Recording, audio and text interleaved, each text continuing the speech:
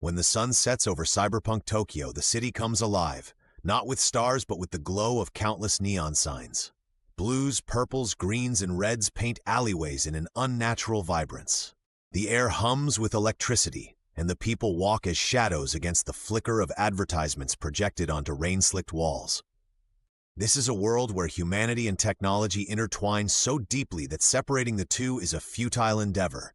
A city that breathes with metal lungs, its heartbeat run by digital code. Welcome to the Tokyo seen in Ghost in the Shell and Psycho-Pass, where the dreams of progress have become the neon nightmares of the modern age. Cyberpunk Tokyo is not a place, it's an experience. It's the sharp sting of cool rain mixing with the acrid scent of burning wire. It's a city of impossible contrasts. Luxury skyscrapers reach into the heavens while slums crumble in their shadows, forgotten by the promise of progress. But it's not just a backdrop. This city is a living, breathing character in both Ghost in the Shell and Psycho-Pass. Through its brightly lit streets and shadowed corners, the story of humanity's struggle with the allure and oppression of technology unfolds. Let's start with Ghost in the Shell. Here, Tokyo is a post-human city, the culmination of mankind's obsession with cybernetics and AI. It's a society where bodies are no longer sacred vessels for the soul, but customizable shells, interchangeable and disposable. People interact, connect, and coexist in layers, physical, cyberspace, and beyond. Motoko Kusanagi, the cyborg protagonist of Ghost in the Shell, navigates this labyrinthine reality not as a rejection of humanity, but as an inquiry into what defines it. This Tokyo is painted in contradictions. It's vibrant yet sterile, where dazzling holograms advertise pleasures designed to distract from the existential crisis of living in a world where machines may be more alive than you are. Motoko's journey reveals the cost of this technological prowess, a society that has sacrificed connection for convenience, individuality for efficiency. As she wanders through crowded night markets, with vendors that are half mechanical and clientele that speak to each other in encrypted signals, one can't help but ask, are the people of Tokyo still human? Or has humanity become an obsolete term for beings that now straddle the boundaries of the biological and synthetic?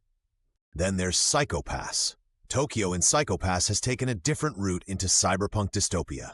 Here, technology does not just augment humanity, it controls it. Everyone in the city is subject to the judgment of the Sibyl system, an omnipotent AI designed to quantify morality and predict human behavior.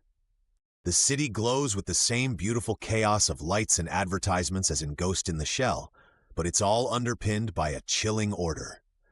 The characters in Psycho-Pass, particularly Inspector Akane Tsunemori and the enigmatic enforcer Shinya Kogami, bring the human resistance to light. Akane's Tokyo is not as overtly flashy as Motoko's Tokyo, but it throbs with tension. Underneath the slick chrome and controlled atmosphere lies a question that cuts deeper than the electric rain. Do people still have the choice to be flawed? The Sibyl system has removed freedom under the guise of security, turning rooms into cells, lives into premeditated algorithms. Everything is measured, everything is calculated, but is a measured life still worth living? Aesthetically, both versions of Tokyo share core cyberpunk qualities. They are drenched in neon and darkness, where light does not bring clarity but confusion. Glass skyscrapers stretch toward infinity, yet the grime and grit of forgotten alleys remain in their shadows. The streets wind like a maze, packed with secrets kept in the databases of underground hackers or whispered between citizens secretly dreaming of rebellion. But their differences lie in their tone and intent. Ghost in the Shell paints a city grappling with the metaphysical, identity, humanity, and connection, while Psycho-Pass sketches a city trapped in the political, a dystopia where freedom is traded for peace.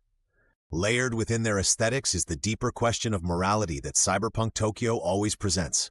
Technology is neither good nor evil, and yet in both worlds, technology ends up defining value systems. In Ghost in the Shell, cybernetic augmentations make people better, faster, smarter, stronger, but at the risk of losing their humanity. Motoko's infamous question hangs in the air of Tokyo like a virus. What makes someone human? Is it the mind, the body, or the culmination of experience? Tokyo's answer is whispered through the hum of its electric streets.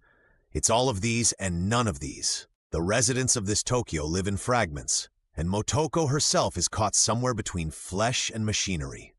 In Psychopaths, Tokyo raises a separate but equally terrifying question. Should technology decide what's right for us?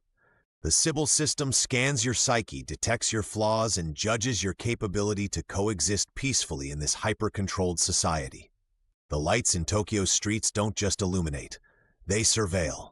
Every citizen lives under transparent oppression, masked as liberation from the threats of crime and unrest. But as Kogami navigates Akane's world, he reveals the cracks in the system. Tokyo's beauty feels hollow here. Each neon sign is nothing more than a reminder of restrictions. Each alley a place where freedom quietly suffocates. What's striking in both universes is Tokyo's role as more than a canvas. It's a reflection of humanity's choices.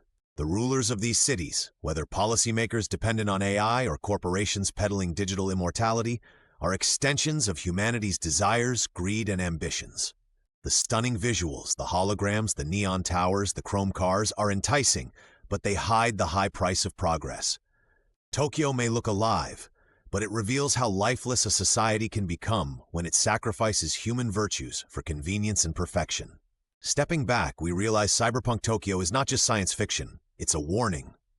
Through its aesthetics, through its stories, it asks us to confront who we are. Would we sacrifice tangible relationships for seamless connection? Would we trade freedom for safety, creativity for efficiency? Just look at the beauty of these dystopias. Beneath their dazzling lights is a chilling emptiness. Perhaps Tokyo is pulling us toward a revelation, or maybe a caution. Motoko, Akane, and Kogami all grapple with what it means to live in a world where humanity is becoming obsolete. The danger of Cyberpunk Tokyo is not the technology itself, but how humanity adopts it, integrates it, and sometimes surrenders to it. So the next time you catch a glimpse of a rain-covered street lit by neon lights or see advertisements flashed across the walls of some futuristic metropolis, remember that Cyberpunk Tokyo is not just a vision, it's a mirror. A mirror into what happens when humanity reaches for progress without stopping to wonder what it might lose along the way. And like Motoko staring into Tokyo's endless reflections of herself, or Akane navigating a world where freedom is regulated, perhaps we too should ask, what's the cost of living in a city governed by neon nightmares?